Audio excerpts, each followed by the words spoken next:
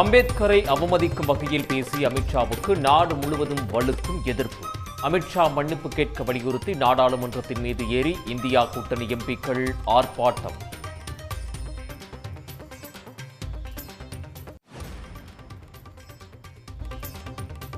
நாடாளுமன்றத்திற்கு பாஜக எம்பிக்கள் கையில் கம்புடன் வந்ததாக ராகுல் காந்தி பரபரப்பு குற்றச்சாட்டு. அமித்ஷாவின் பேச்சை திரித்து கூறவில்லை என காங்கிரஸ் தலைவர் மல்லிகார்ஜுன கார்கே திட்டவட்டம்.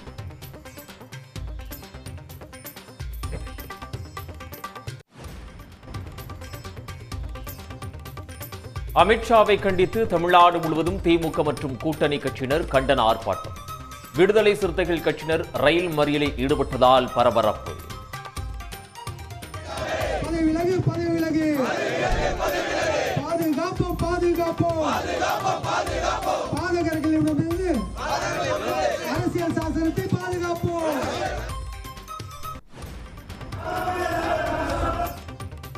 அம்பேத்கரை இழிவுபடுத்தியதாக கூறி அமித்ஷாவுக்கு எதிராக கர்நாடகாவிலும் போராட்டம்.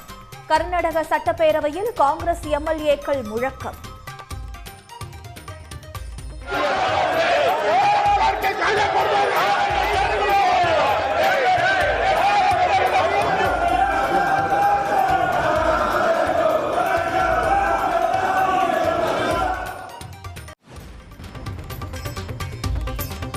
கள ஆய்வுக்காக ஈரோடு சென்ற முதலமைச்சர் மு க ஸ்டாலினுக்கு பொதுமக்கள் உற்சாக வரவேற்பு.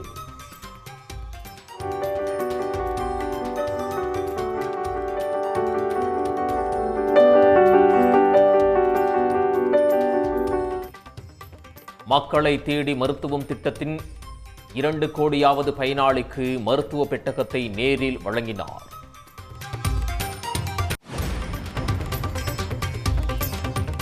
அதிமுக பொதுச் செயலாளராக எடப்பாடி பழனிசாமி அங்கீகாரம் செய்ததை மறுபரிசீலனை செய்ய உத்தரவிடக் கோரிய வழக்கு தள்ளுபடி. விளம்பரத்திற்காக தொடரப்பட்ட வழக்கு என்றும் சென்னை உயர்நீதிமன்றம் காட்டம்.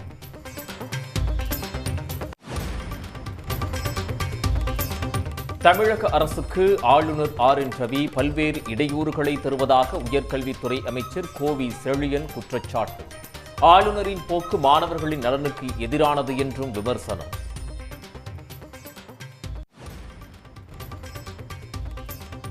பாம்பனில் கட்டப்பட்டுள்ள புதிய பாலம் வரும் ஜனவரி முதல் வாரத்தில் திறக்கப்பட உள்ளதாக தகவல். ராமேஸ்வரம் ஹூப்ளி இடையே ஜனவரி 5ஆம் தேதி சிறப்பு ரயில் இயக்கப்பட உள்ளதாக தெற்கு ரயில்வே அறிவிப்பு.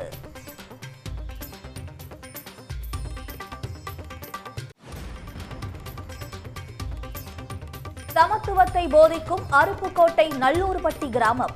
சாதி மத வேறுபாடு இல்லாமல் மனிதனாக வருக என அறிவிப்பு பலகை.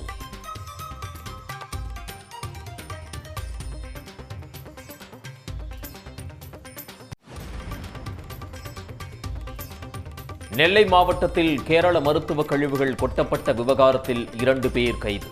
கல்லூர் பகுதியில் கழிவுகளை கொட்டிய 2வரை கைது செய்து நடவடிக்கை.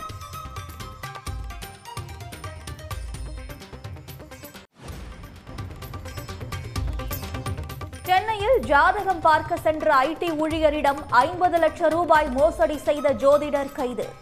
ராவில் பணியாற்றும் நபர் மூலம் பெட்ரோல் பங்க் உரிமம் பெற்று தருவதாக கூறி மோசடி.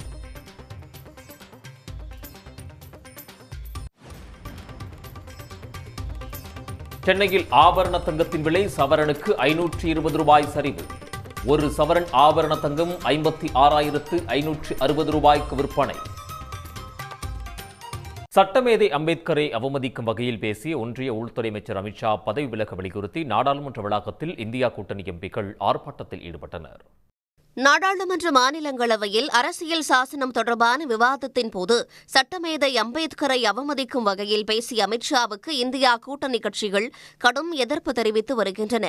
அதன் ஒரு பகுதியாக நாடாளுமன்ற வளாகத்துக்குள் ராகுல் காந்தி உள்பட எதிர்க்கட்சி எம்பிக்கள் நீல நிற ஆடை அணிந்து அம்பேத்கர் சிலையிலிருந்து மகர்திவார் வரை பேரணியாக சென்றனர். அப்போது எதிர்க்கட்சி எம்பிக்கள் அனைவரும் ஒன்றிய அமைச்சர் அமித்ஷாவுக்கு எதிராக கண்டன முழக்கங்களை எழுப்பினர். जय भीम जय जय भीम जय भीम जय जय भीम जय जय जय जय जय जय भीम जय जय जय जय जय जय भीम अमित शाह माफी मांगो अमित शाह माफी मांगो பின்னர் காங்கிரஸ் எம்பிக்கள் ராகுல் காந்தி, பிரியங்கா காந்தி, திமுக உள்ளிட்ட இந்தியா கூட்டணி எம்பிக்கள் நாடாளுமன்ற வாயிலில் நுழைய முயன்றபோது பாஜக உறுப்பினர்கள் அவர்களை தடுத்து நிறுத்தினர். இதனால் நாடாளுமன்ற பிரதான வாயிலிலேயே போராட்டத்தில் ஈடுபட்ட எதிர்க்கட்சி எம்பிக்கள் ஜெய் பீம், ஜெய் பீம் என்று ஆவேசமாக முழக்கமிட்டனர். நாடாளுமன்றத்தின் வெளிப்புற மதிலில் ஏறி நின்றவாறும் எதிர்க்கட்சி உறுப்பினர்கள் அமித்ஷா பதவி விலக கோரி குரல் எழுப்பினர். இதனால் நாடாளுமன்ற வளாகம் முழுவதும் பெரும் பரபரப்பு நிலவியது.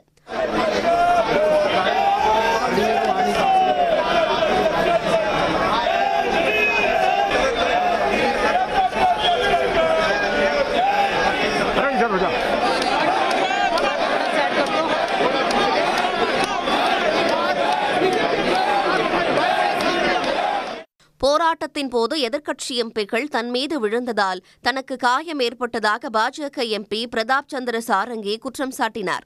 இதனை ராகுல் காந்தி மற்றும் காங்கிரஸ் எம்பிக்கள் மறுத்துள்ளனர். நாடாளுமன்றத்திற்கு பாஜக எம்பிக்கள் கையில் கம்புடன் வந்ததாக மக்களவை எதிர்க்கட்சித் தலைவர் ராகுல் காந்தி குற்றம் சாட்டியுள்ளார். அண்ணல் அம்பேத்கரை அவமதித்த அமித்ஷா உடனே பதவி விலக வேண்டும் என்றும் அவர் வலியுறுத்தியுள்ளார். டெல்லியில் காங்கிரஸ் தலைவர் மல்லிகார்ஜுன கார்கே, மக்களவை எதிர்க்கட்சித் தலைவர் ராகுல் காந்தி ஆகியோர் கூட்டாக செய்தியாளர்களை சந்தித்தனர். அப்போது பேசிய ராகுல், அதானி மீதான லஞ்ச புகார் விவகாரம் குறித்து நாடாளுமன்ற கூட்டுக்குழு விசாரணை நடத்த வேண்டும் என தொடர்ந்து வலியுறுத்தி வருவதாகவும், அதனால் அதானி விவகாரத்தில் விவாதத்தை விரும்பாத பாஜக அமளியில் ஈடுபட்டு திசை திருப்பும் முயற்சியை மேற்கொண்டு வருவதாகவும் குற்றம் சாட்டினார். அம்பேத்கரை அவமதித்த அமித்ஷாவை கண்டித்து நாடாளுமன்றத்தில் உள்ள அம்பேத்கர் சிலை முன்பு அமைதியான முறையில் ஆர்ப்பாட்டம் நடத்த சென்றதாகவும், ஆனால் அங்கு செல்ல விடாமல் பாஜக எம்பிகள் தங்களை தடுத்ததாகவும் ராகுல் காந்தி குறிப்பிட்டார். மேலும் பாஜக எம்பிகள் கம்புடன் நாடாளுமன்றத்தில் திரண்டிருந்ததாகவும் அவர் சாடினார். பாஜக அரசியலமைப்பு சட்டத்துக்கும் எதிரி, அம்பேத்கருக்கும் எதிரி என்றும், அம்பேத்கரை அவமதித்த அமித்ஷா உடனே பதவி விலக வேண்டும் என்றும் ராகுல் காந்தி வலியுறுத்தினார். हमने कहा कि अपॉलॉजी होनी चाहिए और उनको रिजाइन करना चाहिए, नहीं किया और आज फिर से इन्होंने एक नया डिस्ट्रैक्शन शुरू किया है. हम अंबेडकर जी की स्टैचू से सारे एमपी शांति से पार्लियामेंट हाउस जा रहे थे. पार्लियामेंट हाउस के सीढ़ियों पे बीजेपी के एमपी लकड़ियां लिए हमारे सामने खड़े होते हैं, हमें अंदर नहीं जाने देते हैं और उसके बाद अब ये थोड़ा सा अपना फिर से डिस्ट्रैक्शन करने की कोशिश कर रहे हैं. रियलिटी ये है, इन्होंने अंबेडकर जी का अपमान किया है, उसकी अपॉलॉजी होनी चाहिए और रिजाइन करना चाहिए होम मिनिस्टर को. और जो मेन मुद्दा है, அம்பேத்கரை அவமதித்து பேசியதால் தான் அமித்ஷாவை மன்னிப்பு கேட்க சொல்வதாக காங்கிரஸ் தேசிய தலைவர் மல்லிகார்ஜுன கார்கே தெரிவித்தார். நாடாளுமன்ற வளாகத்தில் அமைதியான முறையில்தான் ஆர்ப்பாட்டத்தில் ஈடுபட்டதாகவும், ஆனால் ராகுல் காந்தியின் நற்பெயரை கெடுக்க பாஜகவினர் சதி செய்கின்றனர் என்றும் அவர் குற்றம் சாட்டினார். மேலும் காங்கிரஸ் எம்பிக்களை நாடாளுமன்றத்திற்குள் நுழைய விடாமல் பாஜக எம்பிக்கள் தடுத்து நிறுத்தியதாகவும் மல்லிகார்ஜுன கார்கே சாடினார். அம்பேத்கர் குறித்த அமித்ஷாவின் பேச்சுக்கு கண்டனம் தெரிவித்து தமிழ்நாடு முழுவதும் திமுக மற்றும் கூட்டணி கட்சியினர் கண்டன ஆர்ப்பாட்டத்தில் ஈடுபட்டனர். சென்னையில் வள்ளுவர் கோட்டம், மயிலாப்பூர் உள்ளிட்ட இடங்களில் அமித்ஷாவுக்கு கண்டனம் தெரிவித்து அம்பேத்கரின் புகைப்படங்களை கையில் ஏந்தி திமுகவினர் போராட்டம் நடத்தினர். சேப்பாக்கத்தில் நடைபெற்ற ஆர்ப்பாட்டத்தில் அமித்ஷா மன்னிப்பு கேட்க வலியுறுத்தி முழக்கம் எழுப்பப்பட்டது. போரூரில் போராட்டத்தில் ஈடுபட்ட திமுகவினர் அமித்ஷாவின் புகைப்படத்தை எரித்தனர். வள்ளுவர் கோட்டத்தில் செய்தியாளர்களிடம் பேசிய திமுக அமைப்பு செயலாளர் RS பாரதி, அம்பேத்கர் புகழுக்கு களங்கம் விளைவிக்கும் வகையில் பேசிய அமித்ஷாவை அமைச்சரவையிலிருந்து நீக்க வேண்டும் என்று வலியுறுத்தியுள்ளார். அமித்ஷா அவர்கள் மன்னிப்பு கேட்டுக்கொண்டு, அவர் கேட்காவிட்டாலும் இந்த உணர்வுகளை மதிக்கக்கூடியவராக, ஜனநாயகத்தில் மோடிக்கு நம்பிக்கை இருந்தால் கூட குறைந்தபட்சம் ஒரு 6 மாதத்துக்காவது அவரை அமைச்சரவையிலிருந்து நீக்கி வைப்பதுதான் தார்மீகமாக அவர் மக்களை மதிப்பதற்கு அடையாளம். அமித்ஷாவை கண்டித்து சென்னை கீழ்ப்பாக்கத்தில் மார்க்சிஸ்ட் கம்யூனிஸ்ட் கட்சியினரும், அண்ணா சாலையில் காங்கிரஸ் கட்சியினரும் ஆர்ப்பாட்டத்தில் ஈடுபட்டனர். அப்போது அவர்கள் அமித்ஷாவுக்கு எதிராக கண்டன முழக்கம் எழுப்பினர். அரசியல் சாசனத்தினுடைய 75வது ஆண்டு விழாவை கொண்டாடி கொண்டிருக்கிற நேரத்தில் அந்த அரசியல் சாசனத்தை உருவாக்கி கொடுத்திருக்கிற அம்பேத்கரை இப்படி இழிவுபடுத்துகிற, கேவலப்படுத்தி பேசுகிறார் என்று சொன்னால், அது அமித்ஷா அவர்கள் உருவாக்கி கொண்டிருக்கிற அந்த வர்ணாசிர தர்மத்தினுடைய அந்த உள் உணர்வு தான் இன்றைக்கு வெளிப்பட்டிருக்கிறது. அமித்ஷாவை கண்டித்து விழுப்புரம் மாவட்டம் திண்டிவனத்தில் விடுதலை சிறுத்தைகள் கட்சியினர் ரயில் மறியல் போராட்டத்தில் ஈடுபட்டனர். போலீசார் அமைத்த தடுப்புகளை தள்ளிவிட்டு தண்டவாளத்தில் ஓடிச் சென்று ரயிலை மறித்து நிறுத்தியதால் பரபரப்பு ஏற்பட்டது. போராட்டத்தில் போலீசாருக்கும் விசிகவினருக்கும் இடையே கடும் தள்ளுமுள்ளு ஏற்பட்ட நிலையில் 200 பேர் கைது செய்யப்பட்டனர்.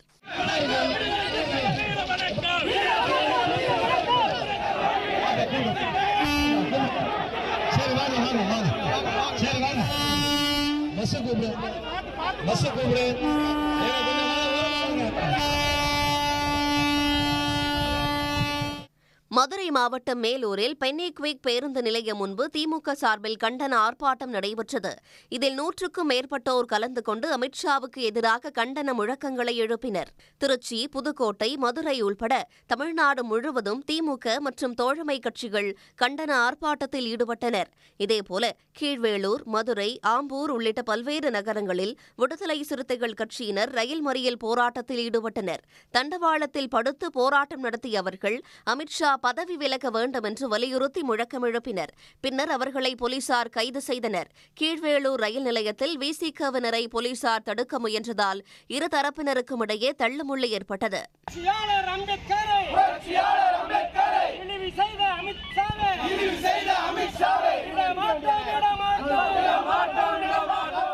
தொடர்ந்து அம்பேத்கர் சிலையை தண்ணீரால் சுத்தம் செய்து பாலாபிஷேகம் செய்தனர். இதேபோல தமிழ்நாடு முழுவதும் பல இடங்களில் கண்டன ஆர்ப்பாட்டம் நடைபெற்றது. சர்வதேச கிரிக்கெட்டிலிருந்து ஓய்வு அறிவித்த பிறகு சென்னை திரும்பிய ரவிச்சந்திரன் அஸ்வினுக்கு உற்சாக வரவேற்பு அளிக்கப்பட்டது. ஆஸ்திரேலிய அணியுடனான டெஸ்ட் தொடரில் பங்கேற்க அந்நாட்டிற்கு சென்றிருந்த அஸ்வின் காபா டெஸ்ட் போட்டிக்கு பிறகு ஓய்வு முடிவை அறிவித்தார். இதனையடுத்து அவர் உடனடியாக தாயகம் திரும்பினார். சென்னை விமான நிலையம் வந்தடைந்த அஸ்வின் அங்கிருந்து தமது இல்லத்திற்கு சென்றார். அங்கு அஸ்வினின் பெற்றோர் உள்ளிட்ட குடும்பத்தினர் மற்றும் ரசிகர்கள் திரண்டு இசை வாத்தியங்களோடு பட்டாசு வெடித்தும் மாலை அணிவித்தும் அவருக்கு உற்சாக வரவேற்பு அளித்தனர்.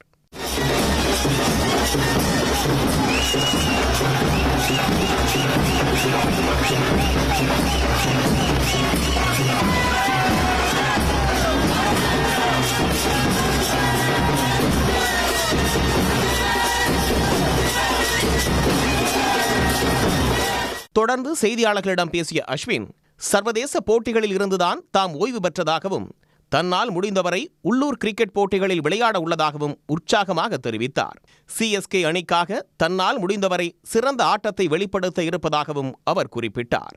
இவ்வளவு வருஷமா டெஸ்ட் கிரிக்கெட் விளையாடிட்டு இந்த மாதிரி ஒரு லாஸ்டா இந்த மாதிரி ஒரு 2011 வேர்ல்ட் கப் முடிச்சுட்டு வரும்போது இருந்தது அதே feeling. So you go down the same memory lane, அதிலே திருப்பி நடந்து வரும். அது எனக்கு வந்து ஒரு லாஸ்ட் 2 இயர்ஸாவே வந்து நான் என்னெல்லாம் பண்ணிருக்கேன், நைட்டு தூங்க போதெல்லாம் விக்கெட் விழுந்தது, ரன் அடிச்சதெல்லாம் ஞாபகம் வரும். பட் அதெல்லாம் வரதே இல்லை ஒரு 2 இயர்ஸா. சோ அதுவே ஒரு கிளியர் இண்டிகேஷன் தட் நம்ம வந்து அடுத்த பாதைக்கு போனோம் அப்படிங்கிறதுக்கு. சோ என்னை பொறுத்த வரைக்கும் அவ்வளவு பெரிய முடிவு இல்லை, நம்ம அடுத்த பாதைக்கு தான் போறோம். we are not done with anything. I think it's a long way to go. இன்னும் நிறைய பண்ணலாம் நான் நினைக்கிறேன். சென்னையில மட்டும் இல்ல, தமிழ்நாடு முழுக்க பண்ணோம், இந்தியா முழுக்க எத்தனையோ கிராமப்புறங்கள் இருக்கு. ஸோ எல்லா இடத்துலையும் பண்ணணும்னு எனக்கு ஒரு ஆசை. தெரியல, இது எல்லாத்துக்குமே லைஃப்ல எனர்ஜி தாங்க வேணும். அவ்வளவு எனர்ஜி நம்ம கிட்ட இருந்தா கண்டிப்பா பண்ணலாம். கிரிக்கெட் வீரர் அஸ்வினுடன் ரசிகர்கள் பலரும் ஆர்வத்தோடு செல்ஃபி எடுத்துக் கொண்டனர். இதேபோல் முன்னாள் மற்றும் இந்நாள் கிரிக்கெட் வீரர்கள், ரசிகர்கள் உட்பட பல்வேறு தரப்பினரும் அஸ்வினுக்கு வாழ்த்துக்களை தெரிவித்து வருகின்றனர். ஈரோடு மாவட்டத்தில் கள ஆய்வு மேற்கொண்டுள்ள முதலமைச்சர் மு க ஸ்டாலின் மக்களை தேடி மருத்துவம் திட்டத்தில் 2 கோடியாவது பயனாளிக்கு மருந்து பெட்டகத்தை வழங்கினார். அரசு திட்ட பணிகளின் நிலை குறித்த கள ஆய்வை அந்தந்த மாவட்டங்களுக்கு நேரில் சென்று மேற்கொண்டு வரும் முதலமைச்சர் மு க ஸ்டாலின் 2 நாட்கள் ஈரோடு மாவட்டத்தில் ஆய்வு மேற்கொள்கிறார். இதற்காக சென்னையிலிருந்து விமானம் மூலம் கோவைக்கு பயணித்த முதலமைச்சர் சாலை மார்க்கமாக ஈரோடு சென்றார். மாவட்ட எல்லையான விஜயமங்கலம் சுங்கச்சாவடி அருகே ஏராளமான மக்கள் வழிநெடுகிலும் திரண்டு முதலமைச்சருக்கு உற்சாக வரவேற்பு அளித்தனர். இதையடுத்து காரை விட்டு இறங்கிய முதலமைச்சர் மு க ஸ்டாலின் பொதுமக்களுடன் கைகுலுக்கி மகிழ்ச்சி தெரிவித்தார். அதைத் தொடர்ந்து ஈரோடு அடுத்த நஞ்சனாபுரத்தில் மக்களை தேடி மருத்துவம் திட்டத்தின் கீழ் 2 கோடியாவது பயனாளிக்கு அவரது வீட்டுக்கே சென்று மருந்துகள் அடங்கிய பெட்டியை முதலமைச்சர் மு க ஸ்டாலின் வழங்கினார். இரத்த அழுத்த நோயால் பாதிக்கப்பட்டுள்ள 58 வயதான சுந்தராம்பாளுக்கு மருந்து பெட்டகத்தை வழங்கி உடல்நலம் குறித்து விசாரித்தார். இதேபோல் நஞ்சனாபுரத்தில் ஏற்கனவே மக்களை தேடி மருத்துவம் திட்டத்தில் பிசியோதெரபி சிகிச்சை பெற்று வரும் வசந்தா என்பவரின் வீட்டிற்கும் சென்று முதலமைச்சர் நலம் விசாரித்தார். இதனால் பயனாளிகள் நிகழ்ச்சியடைந்தனர். லேசன் அடிக்கிட்டு இருக்கு. அது ஒன்றும் பிரச்சனை இல்லை, அது பிசியோ பண்ணால் சரியாயிடும். அவங்க சொல்கிறபடி செஞ்சீங்கன்னா சரி. வந்து எக்ஸசைஸ் பண்ணுங்க எடுத்து பரவாயில்ல. பரவாயில்ல, இன்னும் கொஞ்ச நாள் பண்ணால் சரியாயிடும். தைரியமாக இருங்க. மாத்திரை கொடுத்துருக்கேன், மெடிசன் உண்டு, செய்யலாம். 2-3 மாதமாக தான் தெரியும் இங்கே சக்கரை ப்ரெஷரு என்ன இருக்குதுன்னு. அதுக்கு முன்னாடி டைராய்டு தான் நாங்கள் மாத்திரை வாங்கி சாப்பிட்டுக்கிட்டு இருந்தோம், வெளியில் வாங்கிட்டோம். அப்புறம் இப்போ வந்து பார்த்துட்டு அவங்க வந்து நான் உங்களுக்கு நாங்களே மாத்திரை இல்லை இருந்தால் கொண்டாந்து கொடுக்குறோம், நீங்கள் எங்கேயும் போக வேண்டியதில்லை, நல்லா உடம்பு பார்த்துக்குங்க அப்படின்னு அவங்களும் வந்து சொல்லிவிட்டு இது மாத்திரைலாம் கொடுத்துட்டு போகிறாங்க. வீடு தேடி வந்துட்டாங்க என்னோடய வீட்டுக்கு. யாரும் வந்ததில்லை, இங்கெல்லாம் அவங்க வந்ததே கிடையாது இவ்வளோ நாள் வரைக்கும். இன்றைக்கி வந்து நம்ம வீட்டுக்கு வந்துட்டு போயிட்டாங்க. என்கிட்ட கேட்டார் என்ன உடம்புக்கு என்னங்க அப்படின்னு கேட்டார். இப்படி இருக்குதுங்க சார் அப்படின்னு. அப்புறம் சரி நல்லா இருக்குது, நல்லா இருப்பீங்க, கம்மன் தகரியமாக இருங்க அப்படின்ட்டு போயிட்டார். நீங்கள் எதிர்பார்த்தீங்களா வீட்டுக்கு வருவாருன்னு, முதலமைச்சர் வருவாருன்னு? நாங்கள் எதிர்பார்க்கவே இல்லை, இன்னைக்கு இங்கே வந்துட்டாங்க. நாளை காலை 10 மணிக்கு ஈரோடு அடுத்த சோலார் புதிய பேருந்து நிலைய வளாகத்தில் நடக்கும் அரசு விழாவில் முதலமைச்சர் மு.க.ஸ்டாலின் பங்கேற்கிறார். அப்போது மாவட்டத்தில் பல கோடி ரூபாய் மதிப்பிலான புதிய வளர்ச்சி திட்ட பணிகளுக்கு அடிக்கல் நாட்டியும் முடிவுற்ற பணிகளை மக்கள் பயன்பாட்டிற்காக தொடங்கியும் வைக்க உள்ளார். மேலும் 50,000த்திற்கும் மேற்பட்ட பயனாளிகளுக்கு அரசு நலத்திட்ட உதவிகளையும் வழங்குகிறார். சாதி, மதம், இனம், மொழி என எந்த வேறுபாடும் இல்லாமல் மனிதனாக மட்டுமே உள்ளே வரவும் என்ற ஒரு அறிவிப்பு பலகை வைத்து வரவேற்கிறது அருப்புக்கோட்டை அருகே உள்ள நல்லூர்பட்டி கிராமம். இது குறித்த ஒரு செய்தி தொகுப்பை தற்போது பார்க்கலாம். மானுடத்தில் எந்த வேறுபாடும் இல்லாத சமத்துவ சமூகத்தை படைக்க இந்திய அரசியல் சாசனத்தின் சிற்பி பாபா சாஹேப் அம்பேத்கர் தொடங்கி எண்ணற்ற பெரியோர் உழைத்தார்கள்.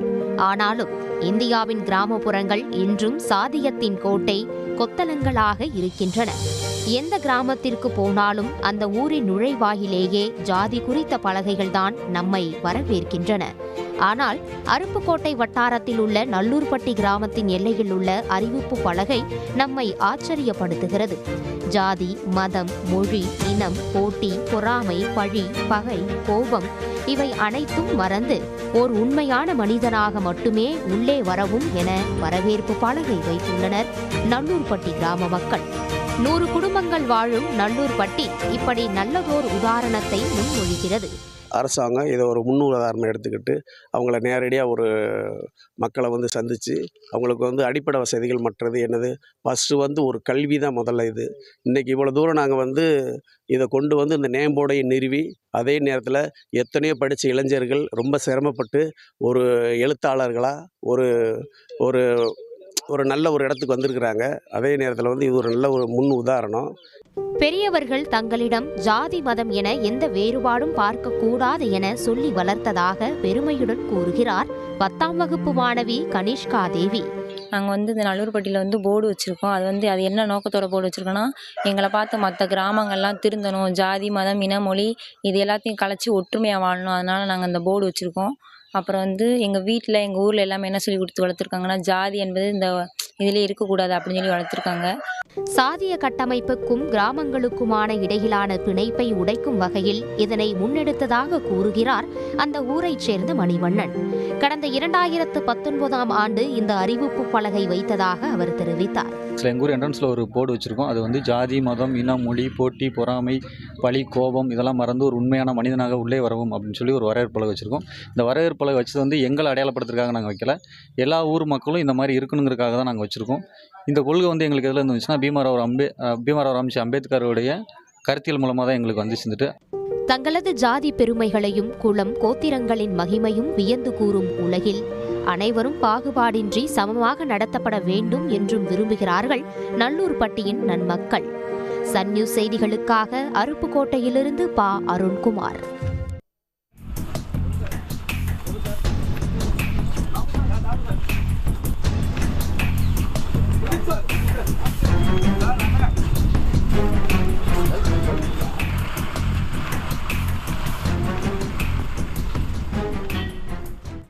சென்னையில் 20 லட்சம் ரூபாய் ஹவாலா பணம் வழிப்பறி வழக்கில் கைதான அதிகாரி கடந்த 10 நாளில் மேலும் 35 லட்சம் ரூபாயை சுருட்டியிருப்பது தெரிய வந்துள்ளது.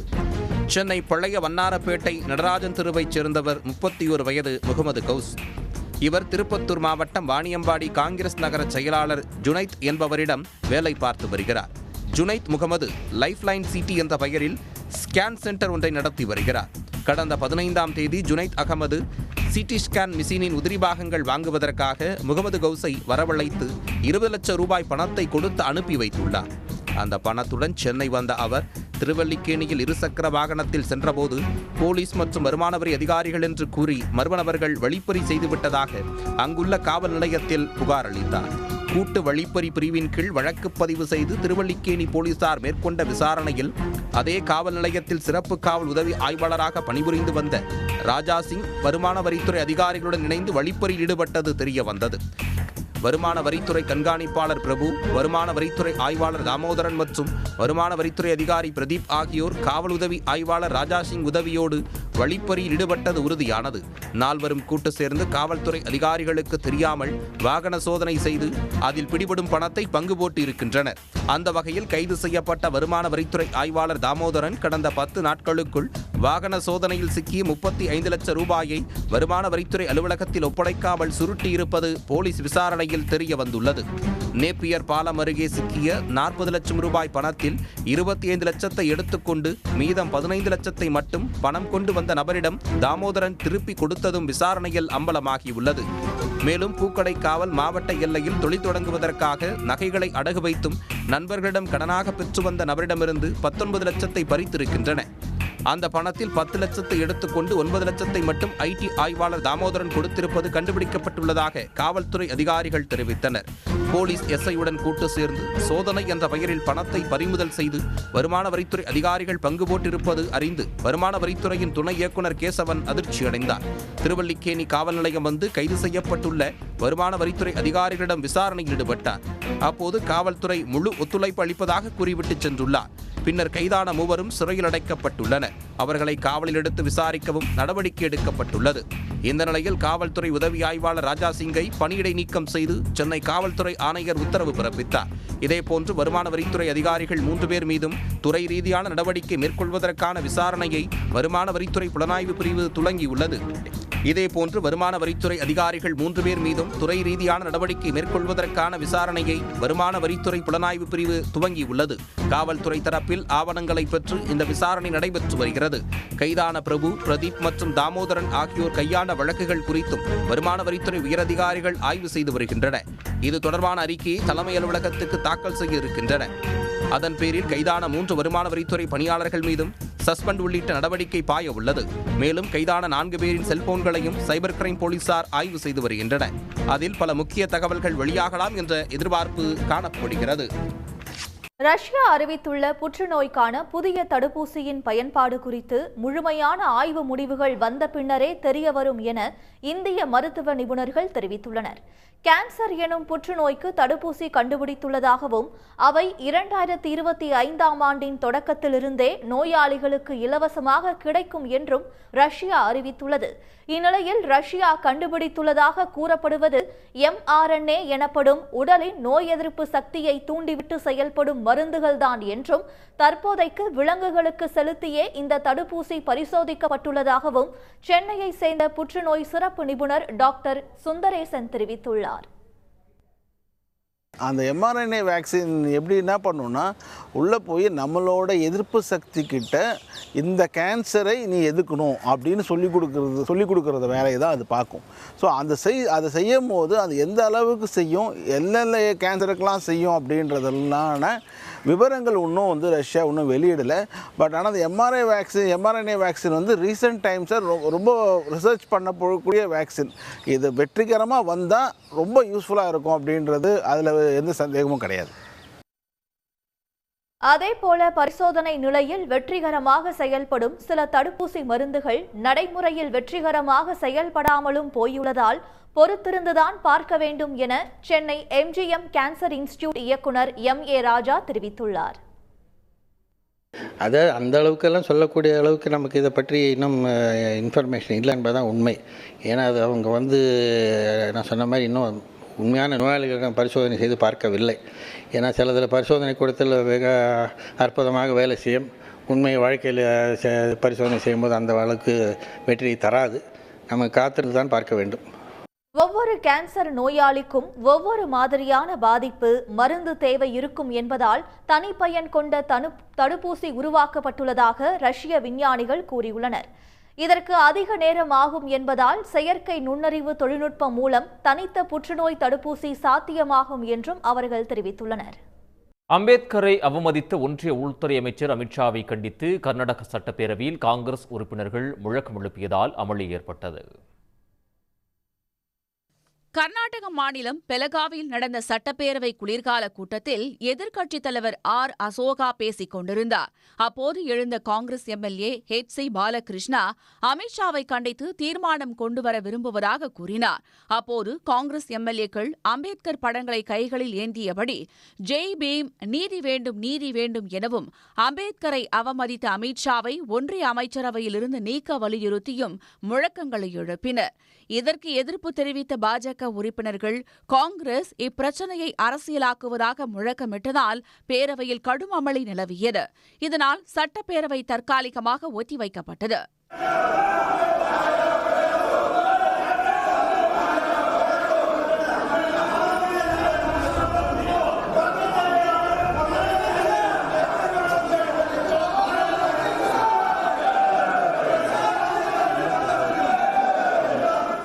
பெங்களூரில் உள்ள சட்டப்பேரவை கட்டடமான விதான் சவுதாவில் பட்ஜெட் மற்றும் மழைக்கால கூட்டத்தொடரும் அம்மாநிலத்தின் பெலகாவி நகரில் குளிர்கால கூட்டத்தொடரும் நடைபெறுவது வழக்கம்.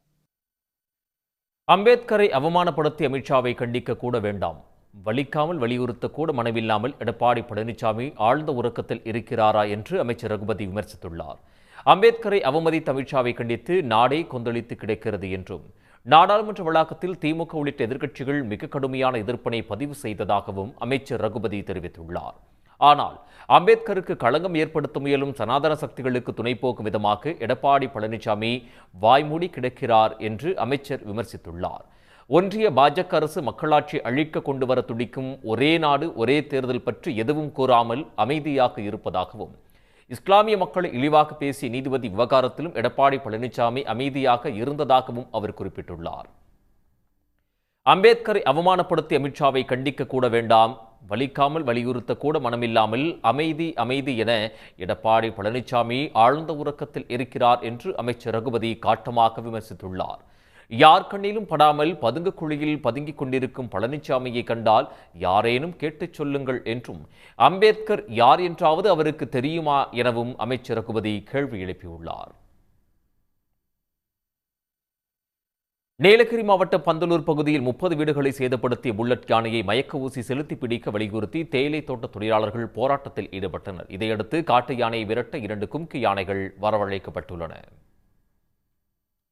வனப்பகுதியில் இருந்து வெளியேறிய புல்லட் காட்டு யானை பந்தலூர் பகுதியில் உள்ள சேரம்பாடி, படைச்சேரி, கொளப்பள்ளி உள்ளிட்ட பகுதிகளில் சுற்றித் திரிகிறது. அரிசி, மாவு உள்ளிட்ட உணவுகளை தேடி உலாவரும் அந்த காட்டு யானை ஏற்கனவே 22 வீடுகளை சேதப்படுத்தி உள்ளது. இந்நிலையில் மேலும் 8 வீடுகளை புல்லட் யானை சேதப்படுத்தி இருப்பதால் தேயிலை தோட்ட தொழிலாளர்கள் நிம்மதி இழந்துள்ளனர். புல்லட் யானையின் தாக்குதல் நாளுக்கு நாள் அதிகரித்து வருவதால் மயக்க ஊசி செலுத்தி அதனை பிடிக்க வலியுறுத்தி தோட்ட தொழிலாளர்கள் 50க்கும் மேற்பட்டோர் பள்ளி மாணவர்களுடன் இணைந்து போராட்டத்தில் ஈடுபட்டனர்.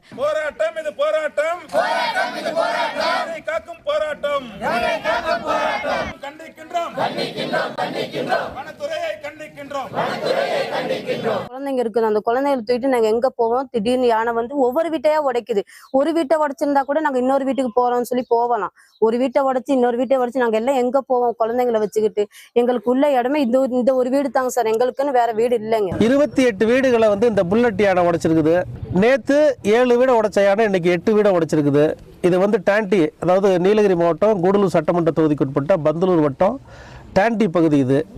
இந்த குழந்தைங்களாம் வந்து இங்கே உட்காந்துருக்காங்கன்னா காரணம் எல்லாருமே உயிருக்கு பயத்தில் என்னைக்கு நமக்கு என்ன நடக்கும்னு தெரியல. நேற்று 8 வீடு நைட்டு உடைச்சி அங்கே இருக்கக்கூடிய அரிசி, பருப்பு, உப்பெல்லாம் எடுத்திருக்குது. அதே மாதிரி செவரை உடைச்சிருக்கு, ஜன்னல் கதவெல்லாம் உடைச்சிருக்கு. சுமார் 2 மணி நேரத்துக்கும் மேலாக நீடித்த போராட்டத்தால் அப்பகுதியில் பரபரப்பு நிலவியது. அவர்களிடம் பேச்சுவார்த்தையில் ஈடுபட்ட வனத்துறையினர் புல்லட் யானையை மயக்க ஊசி செலுத்தி பிடிக்க விரைந்து நடவடிக்கை எடுப்பதாக உறுதியளித்த பின்னர் தொழிலாளர்கள் கலைந்து சென்றனர். இந்த யானையின் கட்டுப்படுத்த முதுமலை புலிகள் காப்பகத்தில் இருந்து கிருஷ்ணா மற்றும் ஸ்ரீனிவாசன் என 2 கும்கி யானைகள் அங்கே வரவழைக்கப்பட்டுள்ளன. அது மற்ற பகுதியிலிருந்து அங்கே வரவழைச்சிருக்காங்க அந்த கும்கி யானைகளும். அதுவும் அந்த யானையை காட்டுக்குள் விரட்டும் பணியில் ஈடுபட்டிருக்கின்றது. ட்ரோன்கள் மூலம் யானையின் நடமாட்டத்தை கண்காணித்து வரும் வனத்துறையினர் மாலை நேரங்களில் மக்கள் தனியாக வீட்டை விட்டு வெளியே வர வேண்டாம் என்று அறிவுறுத்தியுள்ளனர். இனி முக்கிய நிகழ்வுகளை ஒரு நிமிட செய்திகளாக பார்க்கலாம்.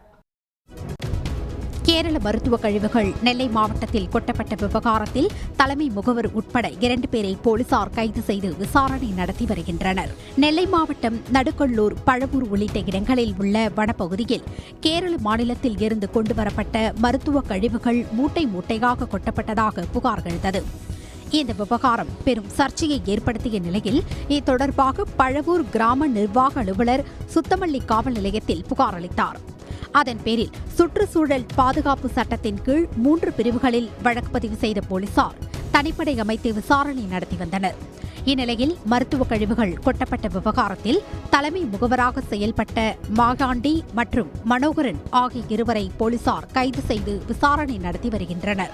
முன்னதாக இந்த விவகாரத்தில் தாமாக முன்வந்து விசாரணை நடத்திய தேசிய பசுமை தீர்ப்பாயம் நெல்லை மாவட்டத்தில் கொட்டப்பட்ட மருத்துவ கழிவுகளை 3 நாட்களுக்குள் கேரள அரசாங்கமே பொறுப்பேற்று அகற்ற வேண்டும் என உத்தரவிட்டது. ராமநாதபுரம் மாவட்டம் பாம்பனில் கட்டப்பட்டுள்ள புதிய பாலம் அடுத்த ஆண்டு ஜனவரி முதல் வாரத்தில் திறக்கப்படலாம் என தகவல் வெளியாகியுள்ளது. ராமநாதபுரம் மாவட்டம் பாம்பன் கடலின் நடுவே 545 கோடி ரூபாய் செலவில் 2 கிலோமீட்டர் நீளத்திற்கு புதிதாக ரயில் பாலம் கட்டி முடிக்கப்பட்டுள்ளது. இந்த பாலத்தில் அண்மையில் ரயில் சோதனை ஓட்டம் நடத்தப்பட்டு ஆய்வு மேற்கொள்ளப்பட்டது. புதிய பாலத்தில் சில குறைபாடுகள் இருந்ததாக ரயில்வே பாதுகாப்பு ஆணையர் அறிக்கை அளித்தார். இதையடுத்து தெற்கு ரயில்வே சார்பிலும் குழு அமைக்கப்பட்டது. இந்நிலையில் பாம்பன் புதிய பாலம் ஜனவரி முதல் வாரத்தில் திறக்கப்படலாம் என்ற தகவல் வெளியாகியிருக்கிறது. ஜனவரி 4ஆம் தேதி முதல் ஜூன் 28ஆம் தேதி வரை ஹுப்ளியில் இருந்து ராமேஸ்வரத்துக்கு சிறப்பு ரயில் இயக்கப்பட உள்ளதாக தெற்கு ரயில்வே கூறியிருப்பது இதனை உறுதிப்படுத்தியுள்ளது. மறுமார்க்கத்தில் ராமேஸ்வரம் ஹுப்ளி இடையே ஜனவரி 5ஆம் தேதி முதல் ஜூன் 29ஆம் தேதி வரை சிறப்பு ரயில் இயக்கப்பட உள்ளது. அதிமுக பொதுச் செயலாளர் அங்கீகாரத்தை மறுபரிசீலனை செய்ய தேர்தல் ஆணையத்துக்கு உத்தரவிடக் கோரிய வழக்கை சென்னை உயர்நீதிமன்றம் தள்ளுபடி செய்தது. முன்னாள் முதலமைச்சர் ஜெயலலிதா மறைவுக்கு பிறகு அதிமுகவில் பலகட்ட பிரச்சினைகளுக்கு மத்தியில் எடப்பாடி பழனிசாமி பொதுச் செயலாளராக பதவியேற்றுக் கொண்டார். அவரது நியமனத்தை எதிர்த்து அதிமுக உறுப்பினர்கள் ராம்குமார் ஆதித்தன், KC சுரேன், பழனிசாமி ஆகியோர் வழக்கு தொடர்ந்திருந்தனர். இந்த வழக்கு நீதிபதிகள் R சுப்பிரமணியன் மற்றும் குமரப்பன் அமர்வு முன்பு விசாரணைக்கு வந்தது. அப்போது இது விளம்பரத்துக்காக தாக்கல் செய்யப்பட்ட மனு என கூறிய நீதிபதிகள் அதனை தள்ளுபடி செய்தனர். சென்னையில் ஆபரண தங்கத்தின் விலை சவரனுக்கு 520 ரூபாய் குறைந்துள்ளது. 22 கேரட் ஆபரண தங்கம் நேற்று கிராம் 7135 ரூபாய்க்கும் சவரன் 57,080 ரூபாய்க்கும் வர்த்தகமானது. இந்நிலையில் இன்று தங்கத்தின் விலை கிராமுக்கு 65 ரூபாயும் சவரனுக்கு 520 ரூபாயும் குறைந்துள்ளது. கடைகளில் ஒரு சவரன் ஆபரண தங்கம் 56,560 ரூபாய்க்கு விற்பனையாகிறது. 1 கிராம் தங்கத்தின் விலை 7,070 ரூபாய்க்கும் வர்த்தகமாகிறது. வெள்ளியின் விலை கிராமுக்கு 1 ரூபாய் குறைந்து கிராம் 99 ரூபாய்க்கு வர்த்தகமாகி வருகிறது. அமெரிக்க டாலருக்கு நிகரான இந்திய ரூபாயின் மதிப்பு வரலாறு காணாத அளவிற்கு சரிவை சந்தித்துள்ளது. புதன்கிழமை வர்த்தக நேர முடிவில் 84 ரூபாய் 96 காசுகளாக இருந்த ஒரு டாலரின் மதிப்பு இன்று காலை கடும் வீழ்ச்சியை சந்தித்து 85 ரூபாய் 4 காசுகளாக இருந்தது. பின்னர் மேலும் சரிந்து வர்த்தக முடிவில் 85 ரூபாய் 9 காசுகளாக உள்ளது. அமெரிக்க மத்திய வங்கி குறுகிய கால கடன்களுக்கான வட்டி விகிதத்தை 0.25% குறைத்ததை அடுத்து ரூபாய் மதிப்பு மேலும் சரிந்துள்ளது. மேலும் இந்தியாவின் அந்நிய செலாவணி கையிருப்பு கடந்த 2 மாதங்களில் 4,600 கோடி டாலர் குறைந்தது மற்றும் பங்கு சந்தையில் இருந்து அந்நிய நிறுவன முதலீடுகள் வெளியேறியதும் ரூபாய்க்கு எதிராக டாலர் மதிப்பு உயர காரணம் என கூறப்படுகிறது. சத்துணவு திட்டத்தை சீரிய முறையில் செயல்படுத்திட 8,997 சமையல் உதவியாளர் பணியிடங்களை நிரப்ப சமூக நலத்துறை உத்தரவிட்டுள்ளது. மாதம் 3,000 ரூபாய் வீதம் தொகுப்பூதியத்தில் நிரப்ப அனுமதி வழங்கப்பட்டுள்ளது. நியமனம் செய்யப்படும் பணியாளர்கள் 12 மாதங்கள் திருப்திகரமாக பணி முடிக்கும் தகுதியானவர்களுக்கு சிறப்பு காலமுறை ஊதியம் வழங்கப்படும் என்று சமூக நலத்துறை கூறியுள்ளது. சிறப்பு காலமுறை ஊதியம் 3,000 ரூபாய் முதல் 9,000 ரூபாய் வரை வழங்கப்பட வேண்டும். தொகுப்பூதிய சமையல் உதவியாளர் பணிக்கு குறைந்தபட்ச கல்வி தகுதியாக 10ஆம் வகுப்பு தேர்ச்சி அல்லது தோல்வி என நிர்ணயம் செய்யப்பட்டுள்ளது. சென்னை மாவட்டத்தில் சமையல் உதவியாளர்களை தொகுப்பூதியத்தில் நியமிக்க இணை இயக்குநர் நியமன அலுவலராக நியமனம் செய்யப்பட்டுள்ளார். சமையல் உதவியாளர் பணியிடங்கள் நிரப்பப்படுவதால் ஆண்டுக்கு அரசுக்கு 27 கோடி ரூபாய் செலவு ஏற்படும். திண்டுக்கல் மாவட்டம் வத்தலக்குண்டு அருகே மஞ்சள் ஆற்றின் குறுக்கே இருந்த தற்காலிக தரைப்பாலம் நீரில் அடித்துச் செல்லப்பட்டதால் மேம்பாலம் அமைக்கும் பணிகளை விரைந்து முடிக்க பொதுமக்கள் வலியுறுத்தியுள்ளனர். கடந்த 1 மாத காலமாக ஐயம்பாளையம் கிராமத்திற்கு போக்குவரத்து துண்டிக்கப்பட்டு பல கிலோமீட்டர் சுற்றிச் செல்லும் நிலைக்கு மக்கள் தள்ளப்பட்டுள்ளனர். இதனால் விவசாயிகள், மாணவர்கள், பணிக்கு செல்வோர் என அனைத்து தரப்பினரும் பாதிக்கப்பட்டுள்ளனர். நாங்கள் ஆற்றுக்கு நடுவில் தான் எங்கள் ஊரே இருக்குது. கிட்டத்தட்ட ஒரு 40 குடும்பங்க இங்கே இருக்குது. அதிகமாக ஸ்கூலுக்கு போகிற பிள்ளைங்க, வேலைக்கு போகிறவங்களாம் இங்கே நிறைய பெண்மணிகள்லாம் வேலைக்கு போகிறாங்க. அவங்கெல்லாம் நிறைய பேர் இருக்காங்க. இந்த பாலம் ஆற்றுல தண்ணி வந்தனால பால வேலை நடந்துட்டு இருக்கும்போது ஒரு மாற்றுப்பாதை போட்டிருந்தாங்க. அந்த தண்ணி வந்தனால அந்த மாத்து பாதையும் அடிச்சுட்டு போயிருச்சு. இப்போ எங்களுக்கு போறதுக்கு வழி இல்லை. மஞ்சள் ஆற்றில் 5 கோடி ரூபாய் செலவில் புதிதாக கட்டப்பட்டு வரும் மேம்பால பணிகளை விரைந்து முடிக்க வேண்டும் என ஐயம்பாளையம் கிராம மக்கள் வலியுறுத்தியுள்ளனர். தமிழ்நாடு முழுவதும் சுமார் 178 கோடி ரூபாய் மதிப்பீட்டில் 18 மாவட்டங்களில் 34 உயர்மட்ட மேம்பாலங்கள் அமைக்க முதலமைச்சர் மு.க.ஸ்டாலின் உத்தரவிட்டுள்ளார். இது தொடர்பாக அரசு வெளியிட்டிருக்கும் செய்திக்குறிப்பில் மாநில நிதி திட்டத்தின் கீழ் 2024-25ஆம் ஆண்டில் ஊரக வளர்ச்சி மற்றும் ஊராட்சித்துறையின் சார்பில் 177 கோடியே 85 லட்சம் ரூபாய் மதிப்பீட்டில் 34 உயர்மட்ட மேம்பாலங்கள் அமைக்க முதலமைச்சர் மு.க.ஸ்டாலின் உத்தரவிட்டிருப்பதாக தெரிவிக்கப்பட்டுள்ளது. 2024-25ஆம் ஆண்டில் உங்கள் தொகுதியில் முதலமைச்சர் திட்டத்தின் கீழ் பெறப்பட்ட மனுக்கள், முதலமைச்சரின் அறிவிப்புகள் மற்றும் வெள்ளம் பாதிக்கப்பட்ட பகுதிகளுக்கு இதில் முன்னுரிமை அளிக்கப்படுகிறது.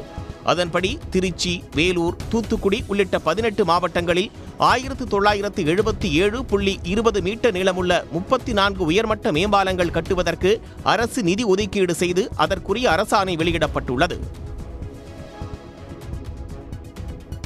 தருமபுரி மாவட்டம் அரூரில் ஏரிக்கு செல்லும் பாதையை ஆக்கிரமித்த தனிநபர் மீது நடவடிக்கை எடுக்க வலியுறுத்தி பொதுமக்கள் சாலை மறியல் போராட்டத்தில் ஈடுபட்டனர்.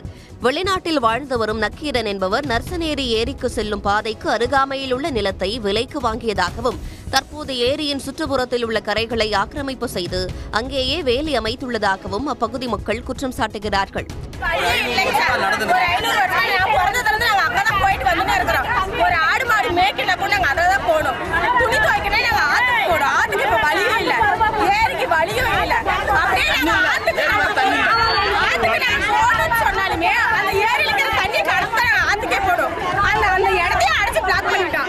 தகவல் அறிந்து வந்த காவல்துறையினர் சாலை மறியலில் ஈடுபட்டவர்களுடன் பேச்சுவார்த்தை நடத்தி நடவடிக்கை எடுப்பதாக உறுதியளித்ததை அடுத்து போராட்டம் கைவிடப்பட்டது.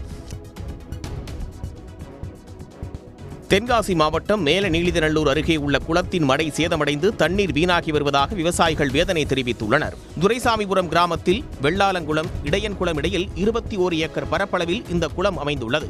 இந்த குளத்து நீரை நம்பி 400க்கும் மேற்பட்ட விவசாயிகள் சாகுபடி செய்து வருகின்றனர். ஏற்கனவே குளத்தின் மடை சேதமடைந்திருந்ததால் விவசாயிகள் மரப்பலகைகளை வைத்து அடைத்து தண்ணீரை சேமித்து வைத்து பயன்படுத்தி வந்தனர். ஆனால் அந்த மரப்பலகைகளும் தற்போது சேதமடைந்து தண்ணீர் வீணாகி வருகிறது. 40 ஆண்டுகளுக்கு மேலாக தூர்வாரப்படாமல் உள்ள குளத்தை தூர்வாரி சுற்றிலும் கரைகள் அமைத்து மதகுகளும் நிறுவப்பட வேண்டும் என்று விவசாயிகள் வலியுறுத்தினர். தூர்வாரும் பணியும் நீங்க சீர் பண்ணி எங்களுக்கு அந்த சட்ரஸ் போடக்கூடிய இதை நீங்க உடனே துரிதமா நடக்க வைக்கிறதுக்கு இந்த மாவட்ட நிர்வாகமும் இந்த தமிழக அரசும் துரித நடவடிக்கை எடுத்தாங்கன்னா எங்களுடைய பிழப்பு ஆதாரம் நல்லா இருக்கும் அப்படின்னு சொல்லி உங்ககிட்ட நான் இந்த கோரிக்கையா வைக்கிறோம். உடனுக்குடன் செய்திகளை தெரிந்து கொள்ள சன் நியூஸ் பெல் ஐகானை கிளிக் பண்ணுங்க.